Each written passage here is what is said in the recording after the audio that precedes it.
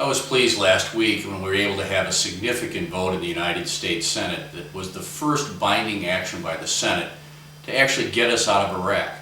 It begins the process. It says that within 120 days, the redeployment of troops has to begin. And it says a goal of the end of March 2008 to actually get it done. This is not as much as I would want, but the fact is it gets us moving in the right direction. Unfortunately, the President has said that he's going to even veto that. Apparently he simply wants funding for continuing the war, even though the people of this country voted in November to end the war, and that's unacceptable. As a result, I have joined with the Majority Leader Senator Reid and several other senators in saying that if he does veto this thing, we are going to come back with something even stronger. And it's going to be stronger in this way. It's going to take that March 31st, 2008 date and say, that isn't just a goal, that is the binding date by which the troops have to be safely redeployed.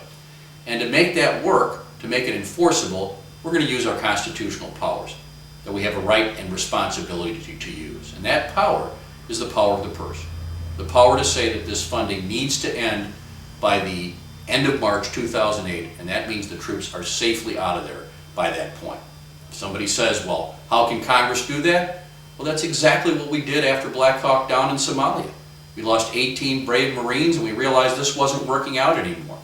So people like Senator McCain and Senator Warner and myself and almost every member of the Senate, many of whom are still there now, voted to create a deadline by which the funds would no longer be available. But that deadline worked, the troops were safely redeployed, and we ended something that wasn't making sense anymore. That's what's going on here in Iraq. The President is being beyond stubborn. The President is being beyond disrespectful to the American people and their will, and we in Congress have to step up to the plate.